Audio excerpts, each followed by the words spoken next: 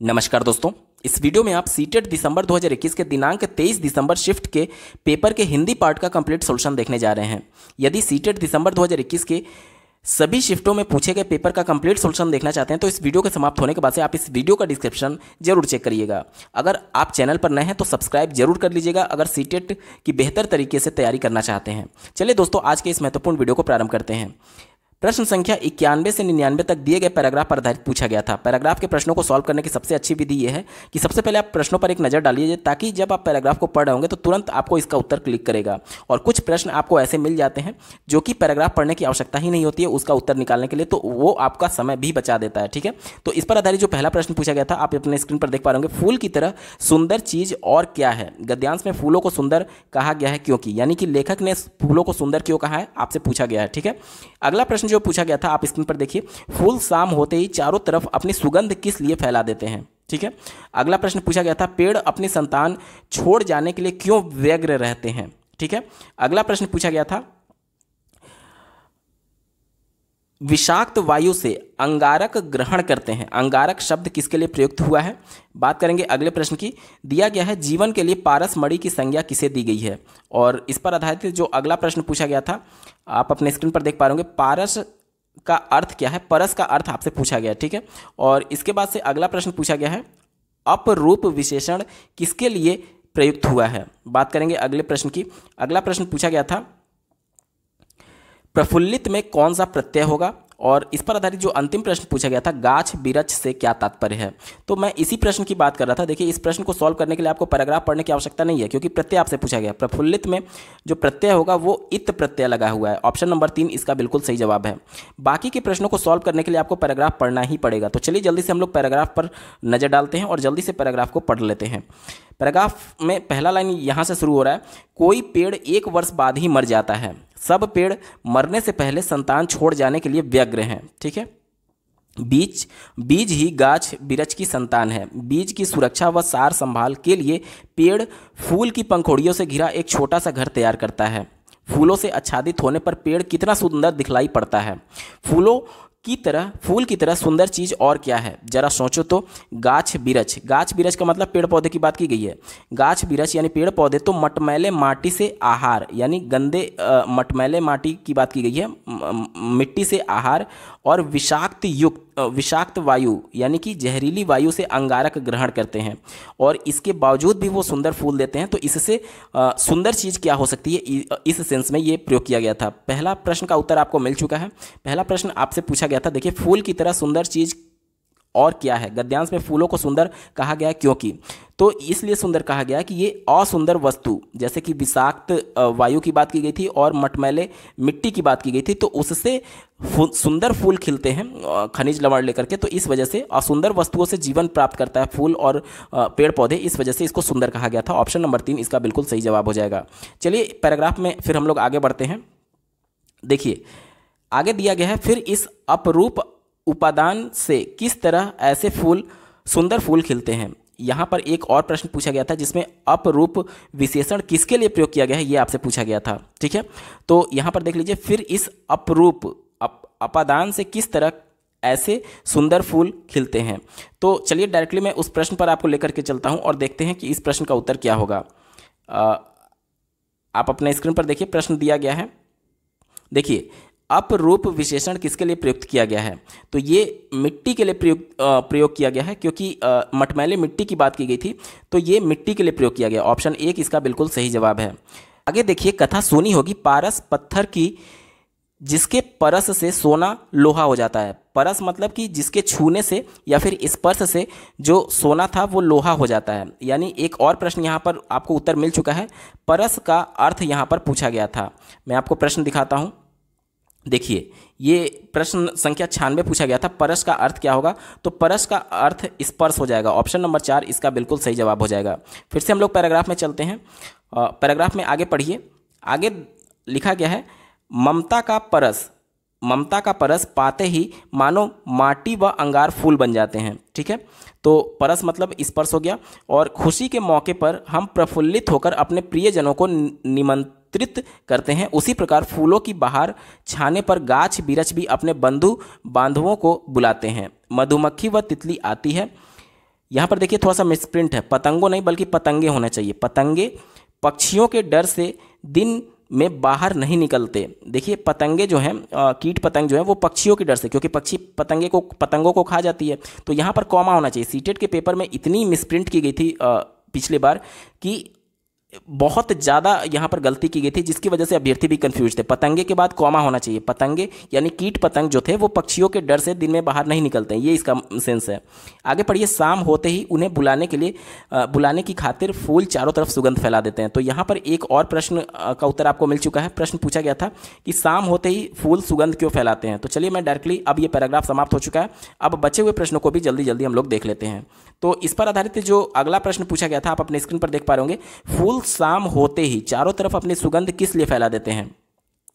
तो यहाँ पर आप देख पा रहे होंगे, पतंगों को आमंत्रित करने के लिए यही बात की गई थी, क्योंकि दिन में तो पतंगे निकल नहीं पा रहे थे पक्षियों के डर से, क्योंकि पक्षी उनको खा जा रहे थे। इसलिए शाम को जो फूल हैं वो अपनी सुगंध फैला देते ताकि पतंगे आकर के उनका रसपान कर सके फूलों के रस का। ठीक है, तो ऑप्शन नंबर 4 इसका बिल्कुल सही जवाब हो जाएगा। चलिए बढ़ते हैं अगले प्रश्न की तरफ। अगला प्रश्न पूछा गया था, पेड़ अपनी संतान छोड़ जाने के लिए क्यों व्यग्र रहते हैं।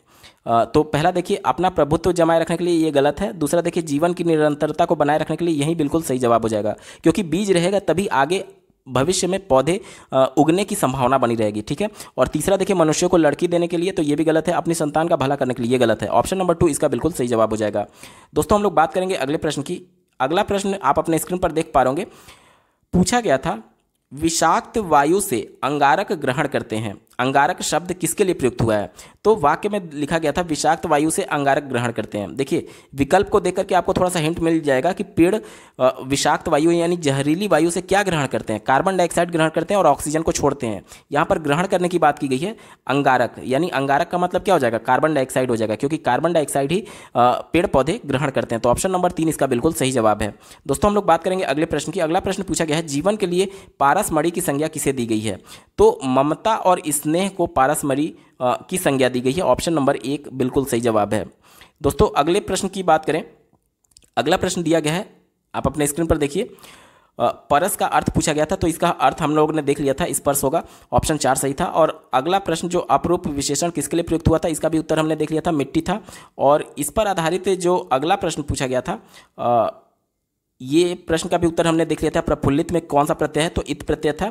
और अंतिम प्रश्न जो इस पर आधारित पूछा गया था, गाछ बीरज से क्या तात्पर्य है, तो गाछ बीरज का मतलब यहाँ पर पेड़ पौधों से था। ऑप्शन नंबर 4 बिल्कुल सही जवाब है। दोस्तों प्रश्न संख्या 100 से 105 तक दिए गए पद्यांश यानी कि कविता पर आधारित पूछा गया था। तो चलिए सबसे पहले प्रश्नों को एक बार देख लेते हैं। पहला प्रश्न जो पूछा गया है, आप अपने स्क्रीन पर देख पा रहे होंगे, दिया गया है, रचनाकार को प्रभु की याद कब आती है। ठीक है। दूसरा प्रश्न पूछा गया है, पद्यांश में प्रकृति की किस लीला का उल्लेख नहीं है। ठीक है। अगला प्रश्न देखिए, अगला प्रश्न आप अपने स्क्रीन पर देख पा रहे होंगे, खुशियों के गीत कौन गा रहा है।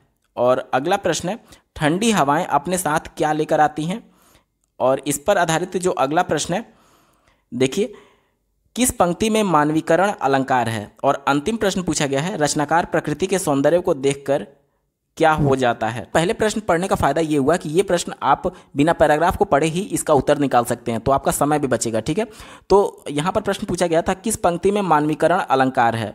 मानवीकरण अलंकार वहाँ पर होता है जहाँ पर किसी अमानव, जो कि मानव नहीं है, उसको मानव की तरह दिखाया जाए। जैसे कि देखिए ऑप्शन नंबर 3 में कलियाँ, ये मानव नहीं है, लेकिन ये कहा जा रहा है कि दरवाजे खोल खोल, यानी कि कलियां जो है वो दरवाजे को खोल रही हैं, इस प्रकार से सेंस इसका बन रहा है।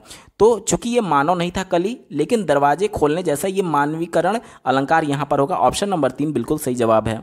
दोस्तों अब बाकी के प्रश्नों को सॉल्व करने के लिए आपको जो पद्यांश है इसको पढ़ना ही पड़ेगा। तो चलिए जल्दी से हम लोग पद्यांश को पढ़ लेते हैं। देखिए दिया गया है, जब बहुत सुबह चिड़ियाँ उठकर कुछ गीत खुशी के गाती हैं, कलियाँ दरवाजे खोल खोल जब झुरमुट से मुस्काती हैं, खुशबू की लहरें जब घर से बाहर आ दौड़ लगाती हैं, हे जग के सिरजनहार प्रभु तब याद तुम्हारी आती है। आगे पढ़िए, जब छम छम बूंदें गिरती हैं, बिजली चमचम करती है, मैदानों में वन बागों में जब हरियाली लहराती है, जब ठंडी ठंडी हवा कहीं से मस्ती ढोकर लाती है, हे जग के सिरजनहार प्रभु तब याद तुम्हारी आती है। अब चलिए प्रश्नों को हम लोग देखते हैं।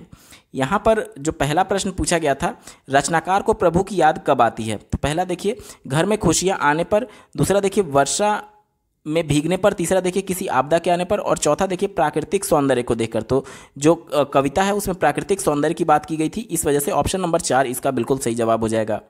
बात करेंगे अगले प्रश्न की। अगला प्रश्न दिया गया है, पद्यांश में प्रकृति के किस लीला का उल्लेख नहीं है? तो कलियों के खिलने का भी उल्लेख किया गया है, तो ये तो उत्तर होगा नहीं क्योंकि निगेटिव वाला आपसे पूछा जा रहा है। देखिए ओस के गिरने की बात नहीं की गई थी, हवा का बहना कहा गया है, चिड़ियों का चहचहाना भी कहा गया है, लेकिन ओस के गिरने की कहीं भी जिक्र नहीं किया गया। तो ऑप्शन नंबर 2 इसका बिल्कुल सही जवाब है। अगला प्रश्न पूछा गया था, आप अपने स्क्रीन पर देखिए, खुशियों के गीत कौन गा रहा है? तो इसका उत्तर हो जाएगा ऑप्शन नंबर 3 चिड़ियाँ। चिड़ियाँ खुशियों के गीत गा रही हैं। अगला प्रश्न पूछा गया था, ठंडी हवाएं अपने साथ क्या लेकर आती हैं? तो ठंडी हवाएं अपने साथ यहाँ पर उल्लास लेकर के आती हैं पैराग्राफ के अनुसार। ऑप्शन नंबर 1 सही जवाब हो जाएगा। इस पर आधारित जो अगला प्रश्न पूछा गया था, देखिए प्रश्न संख्या 104, इसको हमने पहले ही सॉल्व कर लिया है, मानवीकरण अलंकार वाला। और इस पर आधारित जो अंतिम प्रश्न पूछा गया था, आप देखिए पूछा गया है कि रचनाकार प्रकृति के सौंदर्य को देख करके क्या हो जाता है? तो वो चमत्कृत हो जाता है, यानी कि उसे चमत्कार लगता है ये सभी चीजें। तो ऑप्शन नंबर 2 इसका बिल्कुल सही जवाब हो जाएगा। अगला प्रश्न पूछा गया था, बच्चे में मातृभाषा के विकास को सामान्यतः क्या माना जाता है? तो इसका उत्तर हो जाएगा भाषा अर्जन। देखिए जब भी बिना किसी प्रयास के वातावरण के अंतःक्रिया के माध्यम से जब भाषा सीखी जाए तो वो भाषा अर्जन कहलाता है। जैसे कि जब बच्चे का जन्म होता है तो माता पिता के संपर्क में वो पहली बार आते हैं, उसके बाद समाज के संपर्क में आते हैं। तो जो भी वहाँ की लैंग्वेज होगी, जो भी वहाँ की नेटिव लैंग्वेज होगी, मातृभाषा होगी, वो स्वतः ही एक तरीके से अंतःक्रिया करते करते वो सीख जाते हैं। इसी को भाषा अर्जन कहा जाता है। ठीक है, तो ऑप्शन 1 इसका बिल्कुल सही जवाब हो जाएगा। अगला प्रश्न पूछा गया था, भाषा सीखने के आरंभिक वर्षों में कहानियाँ हैं। तो यहाँ पर देख लीजिए, पहला दिया गया है नैतिकता के लिए। तो आपने कोहलबर्ग के नैतिक विकास का सिद्धांत आपने पढ़ा होगा। तो भाषा सीखने के आरंभिक वर्षों में, यानी प्राइमरी स्तर के अगर बच्चे हैं तो उनमें नैतिकता आई ही नहीं होगी उस आयु वर्ग तक, तो ये तो नैतिकता होगा नहीं आपका। ठीक है, उसके बाद से देखिए तीसरा देखिए, दोहराव एवं पुनरुत्पादन के लिए। तो यहाँ पर दोहराव यानी कि बार बार उसी चीज़ को रिपीट करने की बात की जा रही है, रटने की बात की जा रही है, इस वजह से आपका उत्तर नहीं होगा। चौथा देखिए, अपने समाज के बारे में सीखना। समाज के बारे में सीखने के लिए जरूरी नहीं है कि आप कहानी सीखें, आप परिवेश के माध्यम से भी देख करके समाज के बारे में सीख सकते हैं। तो ये भी गलत हो गया। एक ही ऑप्शन बचा, ऑप्शन नंबर 2 भाषा सीखने हेतु निवेश। यानी कि कहानी की भाषा जब बच्चे देखेंगे, सीखेंगे, समझेंगे, तो कहीं ना कहीं वो उनमें भाषा सीखने हेतु कुछ एक तरीके से मोटिवेशन आएगा, और ये निवेश ही कहा जाएगा कि इनपुट दिया जा रहा है उसको, एक इन्वेस्टमेंट हो रहा है उसके लैंग्वेज सीखने में। तो ऑप्शन नंबर 2 इसका बिल्कुल सही जवाब है। अगला प्रश्न पूछा गया था, एक शिक्षिका कक्षा 5 में अच्छा, सुंदर, बुरा, रंगीन, बूढ़ा, युवा आदि शब्दों वाले बहुत से वाक्य देती है, और जब विद्यार्थी इन शब्दों पर ध्यान देते हैं जिन्हें वह विशेषता बताने वाले शब्द का नाम देती है, बाद में वह उन्हें और अधिक शब्द देती है और उनमें इन विशेषता बताने वाले शब्दों का प्रयोग करने के लिए कहती है। अंत में विद्यार्थी का ध्यान आकर्षित करती है और कहती है कि ये शब्द विशेषण कहलाते हैं। यह रणनीति क्या कहलाती है? तो ये रणनीति देखिए, पहला दिया गया व्याकरण शिक्षण रणनीति। यहाँ पर अगर बात करें इसके सटीक उत्तर की, तो ये सचेतना में वृद्धि की कहलाएगा ये रणनीति। मतलब कि बच्चों को एक तरीके से पहले अपनी तरफ आकर्षित किया जा रहा है। देखिए यहाँ पर मेंशन किया गया था कि अंत में शिक्षार्थियों का ध्यान अपनी ओर आकर्षित करती है, यानी कि उनको उनके सचेतना में, उनके बच्चे एक्टिव हैं या नहीं, उनका जो सचेतन मन है उनको एक्टिव किया जा रहा है, वृद्धि किया जा रहा है। पहले उनको शब्द दिए जा रहे हैं, फिर उससे संबंधित एक तरीके से वाक्य दिए जा रहे हैं, फिर बाद में उनको बताया जा रहा है कि ये विशेषण कहलाते हैं। तो कहीं ना कहीं उनको पहले एक्टिवेट किया जा रहा है, उनको पहले ध्यान आकर्षित करने के लिए ये सभी चीज़ें शिक्षिका के द्वारा किए जा रहे थे। इस वजह से सचेतना में वृद्धि इसका बिल्कुल सही जवाब हो जाएगा। अगला प्रश्न पूछा गया था, कौन सी विधि दोहराव वाले अभ्यास को एक बड़ी प्रविधि मानती है? तो यहाँ पर देखिए, अगर बात करें ऑप्शन नंबर 4 श्रव्य भाषावाद, तो ये विकल्प सही है। क्यों? अब श्रव्य सामग्री जैसे कि रेडियो हो गया, तो रेडियो, टेप रिकॉर्डर, ये सभी श्रव्य सामग्री हैं, तो इनको बार बार आप दोहरा सकते हैं, उसी चीज़ को बार बार रिपीट करके सुन सकते हैं। तो इस वजह से ये अभ्यास को एक बड़ी प्रविधि मानता है। कौन सा? श्रव्य भाषावाद। ऑप्शन 4 इसका बिल्कुल सही जवाब है। अगला प्रश्न पूछा गया था, बहुभाषिकता क्या है? तो अलग अलग पृष्ठभूमि से आए हुए बच्चे जिनकी सांस्कृतिक पृष्ठभूमि अलग थी, जिनकी मातृभाषा अलग है, सभी के मातृभाषा को कक्षा में तवज्जो देना, एक तरीके से उनके भाषा को सम्मान देना ही बहुभाषिकता कहलाता है। यानी एक से ज़्यादा भाषाओं को तवज्जो देना कक्षा में बहुभाषिकता है। तो पहला विकल्प देखिए, जितना संभव हो उतनी भाषाएं सीखना। इसमें बहुभाषिकता में भाषाएं नहीं सिखाई जाती हैं, बल्कि जितने बच्चे हैं जिनकी मातृभाषा अलग अलग है, सबकी मातृभाषा का सम्मान करना, ये बहुभाषिकता कहलाता है। तो पहला विकल्प गलत हो गया। दूसरा देखिए, केवल मातृभाषा घर की भाषा सीखना। यहाँ पर देखिए, केवल मातृभाषा को आप नहीं सीखेंगे, क्योंकि बहुभाषिकता में जो अलग पृष्ठभूमि के बच्चे आए हैं, मातृभाषा तो आप सीख चुके हैं, अपने घर की भाषा तो आप सीख चुके हैं। क्योंकि बच्चे जब स्कूल में जाते हैं पहली बार एडमिशन लेने, तो वो कोई ना कोई भाषा तो जानते ही हैं अपने घर में जो बोलते होंगे, चाहे भोजपुरी हो, चाहे हिंदी हो, या फिर अन्य कोई भाषा। तो मातृभाषा तो वो सीख चुके हैं, ठीक है। यहाँ पर अब जरूरी ये है कि जो अन्य सांस्कृतिक पृष्ठभूमि से आए हुए बच्चे होंगे, उनके संपर्क में आकर के अंतःक्रिया करना, ठीक है। और वैसे भी इस ऑप्शन में पहले केवल वर्ड लिखा हुआ है, जो कि विकल्प को बिल्कुल संकुचित कर देता है। तो ये विकल्प आपका हो ही नहीं सकता, आपका गलत होगा, ठीक है। चौथा विकल्प देखिए, मातृभाषा से आरंभ करके अंग्रेजी माध्यम की ओर बढ़ना तथा हाई स्कूल में अन्य भाषा जोड़ना। देखिए, हाई स्कूल की बात तो होनी नहीं चाहिए। क्यों नहीं होनी चाहिए? क्योंकि हम लोग बात कर रहे हैं प्राइमरी स्तर के पेपर की। तो ये विकल्प बिल्कुल निगेटिव था, आपका उत्तर नहीं होगा। एक ही विकल्प बचा, ऑप्शन नंबर 3 देखिए, मातृभाषा घर की भाषा से आरंभ करके विद्यालय में और भाषाएं जोड़ने की ओर बढ़ना। ये विकल्प बिल्कुल पॉजिटिव है। देखिए, भाषाओं को जोड़ने से मतलब ये नहीं है कि आप भाषाएं सीखें। जैसे बहुभाषिकता का मतलब कि एक विद्यालय में मान लीजिए कोई पंजाबी पृष्ठभूमि का बालक है, कोई उड़िया पृष्ठभूमि का बालक है, कोई मलयालम पृष्ठभूमि का है, कोई तेलुगु पृष्ठभूमि का है। तो ये संभव ही नहीं है कि सभी की लैंग्वेज बच्चा सीख पाए, लेकिन कम से कम उनकी भाषाओं से जोड़ा जा सके। ये अंतःक्रिया करने के लिए, एक तरीके से इंटरेक्शन करने के लिए, थोड़ा बहुत वो आपसी बोलचाल, उनकी संस्कृति को समझ पाए, इसका सेंस ये है कि उनकी भाषाओं को जोड़ा जाए, ना कि उनकी भाषाओं में माहिरता हासिल किया जाए। तो पहला विकल्प इसीलिए निगेटिव हो गया था, क्योंकि ये कहा जा रहा है कि भाषा को सीखने की बात कर रहा था, तो ये तो गलत है। दूसरा इसलिए गलत हो गया था कि केवल वर्ड आया था। तीसरा चौथा इसलिए गलत हो गया था कि हाई स्कूल की बात कर रहा था, जबकि हम लोग प्राइमरी स्तर की बात कर रहे हैं। और एक ही विकल्प बचा, ऑप्शन नंबर 3, ये बिल्कुल सही जवाब हो जाएगा। उम्मीद करता हूँ आपको अच्छे से समझ में आया होगा। अगला प्रश्न पूछा गया था हिंदी भारत की, तो ये हिंदी भारत की राजभाषा है। ऑप्शन नंबर 2 बिल्कुल सही जवाब है। अगला प्रश्न पूछा गया था शिक्षार्थियों द्वारा लिखने पढ़ने में की गई त्रुटियों को क्या समझना चाहिए। पहला दिया गया है उनके सीखने में बाधा। देखिए, त्रुटि कभी भी सीखने में बाधा नहीं होती है। आपने कई मनोवैज्ञानिकों के द्वारा दिए गए सिद्धांत को पढ़ा होगा कि भूल एवं प्रयत्न का सिद्धांत, यानी मनुष्य त्रुटियों के माध्यम से भी सीख सकता है। तो ये तो बाधा होगा नहीं। इसी प्रकार से देखिए, ये समस्या दिया गया है, ये भी नहीं होगा। चौथा देखिए, त्रुटि सुधार के लिए संकेत। यहाँ पर त्रुटियों के बारे में पूछा गया है कि त्रुटियों को क्या समझा जाना चाहिए। तो ये त्रुटि सुधार के लिए संकेत एक तरीके से थोड़ा संकुचित है। क्यों संकुचित है? क्योंकि देखिए, जो दूसरा विकल्प है भाषा सीखने के लिए संकेत, ये पहले से ऑप्शन उसमें इंक्लूडेड है। क्योंकि जब आप कोई गलती करेंगे, कोई त्रुटि करेंगे और उस त्रुटि को सुधारेंगे, तभी आप सीखेंगे, यानी कि अधिगम आपका होगा। तो ये ऑप्शन नंबर 2 ब्रॉड सेंस में है। इस वजह से ऑप्शन नंबर 2 ही इसका बिल्कुल सही जवाब हो जाएगा। सीखने के लिए संकेत है, त्रुटियों को सीखने के लिए संकेत समझना चाहिए। ऑप्शन 2 सही जवाब होगा। अगला प्रश्न पूछा गया था शिक्षार्थी एक अच्छे लेख के विकास के लिए कई चरणों से गुजरते हैं, यह उपागम क्या कहलाती है। तो ये लिखने का प्रक्रिया उपागम कहलाती है। ऑप्शन नंबर 4 इसका बिल्कुल सही जवाब है। अगला प्रश्न पूछा गया था अपने आरंभिक वर्षों में बच्चे दीवार, फर्श, कॉपी और उत्तर पुस्तिकाओं में आड़ी तिरछी रेखाएं बनाते हैं, भाषा सीखने की यह अवस्था क्या कहलाती है। तो ये प्रारंभिक साक्षरता कहलाती है। ऑप्शन 2 इसका बिल्कुल सही जवाब होगा। अगला प्रश्न पूछा गया था निम्नलिखित में से कौन सा सीखने का आकलन है। तो यहाँ पर देख लीजिए, अगर बात करें रचनात्मक आकलन की, तो ये सीखने का आकलन हो सकता है। क्यों होगा? क्योंकि रचनात्मक आकलन जब एक संप्रत्यय या फिर एक चैप्टर खत्म हो चुका है, उसके बाद से बच्चे कितना सीखे हैं या फिर उनको कहाँ पर दिक्कत आ रही है, इसका आकलन करने के लिए जो एक तरीके से परीक्षा या फिर टेस्ट लिया जाता है, उसे रचनात्मक आकलन कहा जाता है। तो ये कहीं ना कहीं सीखने के आकलन से जुड़ा हुआ है कि बच्चे कितना सीखे हैं, इसलिए ये रचनात्मक आकलन इसका बिल्कुल सही जवाब हो जाएगा। ऑप्शन 3 सही उत्तर है। अगला प्रश्न पूछा गया था यदि एक बालक किसी एक भाषा का अच्छा पाठक या फिर पाठिका है, तो वह दूसरी अथवा किसी अन्य भाषा का अच्छा पाठक हो सकता है, इसे जाना जाता है। तो ये कौशल का अंतरण होता है। मतलब कि एक किसी संप्रत्यय को सीखने के बाद से अगर उसका इस्तेमाल किसी दूसरे संप्रत्यय को सीखने के लिए किया जाए, तो ये एक तरीके से हस्तांतरण होता है, यानी कि जो कौशल आपने सीख लिया है उस कौशल का दूसरे सिचुएशन में ट्रांसफ़र होना। तो ये बिल्कुल ऑप्शन नंबर 3 सही जवाब होगा। अगला प्रश्न पूछा गया था सीखने के प्रतिफल हैं। तो देखिए, कक्षा किसी भी कक्षा से अगली कक्षा में कब आप जाते हैं? जब न्यूनतम कुछ योग्यता आप हासिल कर लेते हैं, जैसे कि 33% पासिंग मार्क्स रखा जाता है, तो उस कंडीशन में आपके पास 33% या फिर उससे ज़्यादा है तो आप अगली कक्षा में ट्रांसफ़र हो जाते हैं। यानी कि कम से कम वो न्यूनतम योग्यता जो आपको हासिल होना चाहिए उसके बारे में यहाँ पर पूछा गया था। तो ऑप्शन नंबर 1 देखिए, वे दक्षताएं जिन्हें शिक्षार्थी द्वारा किसी पाठ्यक्रम के अंत में प्राप्त कर लेना चाहिए या फिर प्रदर्शित करना चाहिए, यही सीखने के प्रतिफल हैं। ऑप्शन नंबर 1 बिल्कुल सही जवाब हो जाएगा। अगला प्रश्न पूछा गया था, निम्नलिखित में से कौन से 2 उपचारात्मक शिक्षण के उद्देश्य हैं?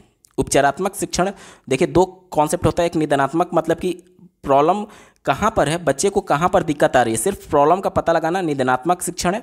और उस प्रॉब्लम को दूर करने के लिए विभिन्न क्रियाएं करना, ये उपचारात्मक शिक्षण के अंतर्गत आता है। तो ये इसके मुख्य उद्देश्य पूछे गए हैं। पहला देखिए, उपचारात्मक शिक्षण शिक्षार्थियों के सीखने को बेहतर करने के लिए, ये विकल्प बिल्कुल पॉजिटिव है, तो पहला तो होगा। दूसरा देखिए, उपचारात्मक शिक्षण शिक्षकों के क्षण में बदलाव करने के लिए, ये भी बिल्कुल सही है। क्यों सही है? अगर बच्चा नहीं सीख पा रहा है किसी एक विधि के माध्यम से, तो पहले उसका निदानात्मक शिक्षण के माध्यम से पता लगाया जाएगा कि बच्चे को प्रॉब्लम कहाँ आ रही है। जब ये पता चल जाएगा कि शिक्षण विधि में कमी है, तब शिक्षक जो होगा वो शिक्षण में बदलाव कर सकता है। तो ऑप्शन 2 भी यहाँ पर पॉजिटिव था। बात करेंगे ऑप्शन 3 की, उपचारात्मक शिक्षण शिक्षकों द्वारा अपने शिक्षार्थी को समझने के लिए है। देखिए यहाँ पर हमारी मजबूरी हो गई कि 2 ही विकल्प को हमें चुनना है। ये भी थोड़ा सा पॉजिटिव जरूर लग रहा है, लेकिन इससे ज़्यादा पॉजिटिव ऊपर वाले 2 ऑप्शन लग रहे थे, क्योंकि ये वाला जो ऑप्शन है अपने शिक्षार्थी को समझने के लिए है, ये ऑप्शन 2 में इंक्लूडेड है। क्यों इंक्लूडेड है? क्योंकि जब टीचर शिक्षार्थी को समझेगा तभी तो अपने शिक्षण में कुछ बदलाव करेगा। कहने का मतलब कि जब वो जान गया कि इस बच्चे को ये प्रॉब्लम आ रही है, यानी अपने शिक्षार्थी को समझ लिया, तभी तो अपने शिक्षण में बदलाव कर रहा है। तो ये तीसरा विकल्प दूसरे में इंक्लूडेड था, इस वजह से ये वाला कम इंपॉर्टेंट हो जाएगा और दूसरा वाला सही हो जाएगा। ठीक है। चौथा देखिए, उपचारात्मक शिक्षण अभिभावकों के लिए है, ये बिल्कुल गलत है। अभिभावक के लिए नहीं होता, ये तो बिल्कुल नेगेटिव था, आपका उत्तर नहीं होगा। तो देखिए दिए गए ऑप्शन में देखिए ए और बी वाला सही है, तो विकल्प 1 ए और बी इसका बिल्कुल सही जवाब हो जाएगा। अगला प्रश्न पूछा गया था, एक अध्यापिका ने अपनी कक्षा को 5 समूहों में बांट दिया, जिसमें प्रत्येक समूह में 5 शिक्षार्थी हैं तथा उन्हें घर, विद्यालय, सड़क, भूमि और आकाश शब्दों से संबंधित शब्द ढूंढने के लिए कहा। प्रत्येक समूह ने 10 से 15 शब्द ढूंढे तथा अन्य समूहों के साथ साझा किए। अध्यापिका ने यहाँ शब्दावली शिक्षण के लिए कौन सी विधि अपनाई है? तो ये थीम आधारित शब्दावली की विधि अपनाई गई है। ऑप्शन नंबर 2 सही जवाब है। दोस्तों, हम लोग पेपर के बिल्कुल अंतिम पड़ाव में आ चुके हैं। अभी तक का ये वीडियो आपको कैसा लगा कमेंट के माध्यम से जरूर बताइएगा, क्योंकि आपका एक कमेंट मुझे मोटिवेट करेगा ऐसे ही महत्वपूर्ण वीडियो लाने के संदर्भ में। इस पेपर का अंतिम प्रश्न पूछा गया था, सीखने के सिद्धांत के रूप में रचनावाद का विश्वास क्या है? तो देखिए, रचनावाद के सबसे बड़े समर्थक में से जीन पियाजे और लेव वाइगोत्स्की को माना जाता है। जीन पियाजे ने संज्ञानात्मक विकास का सिद्धांत दिया और लेव वाइगोत्स्की ने सामाजिक अंतःक्रिया का सिद्धांत दिया था। तो यहाँ पर चारों विकल्प में जब आप देखेंगे तो यहाँ पर देखिए सामाजिक निर्मित, ये वाला विकल्प लेव वाइगोत्स्की की तरफ इशारा कर रहा है, यही आपका सही हो जाएगा। क्योंकि लेव वाइगोत्स्की ने ये माना था कि बच्चे अपने ज्ञान का निर्माण स्वयं करते हैं सामाजिक अंतःक्रिया के माध्यम से। तो ऑप्शन नंबर 4 बिल्कुल सही हो जाएगा। दोस्तों, यहाँ पर पूरा पेपर सॉल्व हो चुका है। आपको ये वीडियो कैसा लगा कमेंट के माध्यम से जरूर बताइएगा। साथ ही सीटेट दिसंबर 2021 के सभी शिफ्टों के पेपर का कंप्लीट सोल्यूशन देखने के लिए इस वीडियो का डिस्क्रिप्शन जरूर चेक करिएगा। इस वीडियो को देखने के लिए आपका बहुत बहुत धन्यवाद। भगवान करे आपका दिन शुभ हो।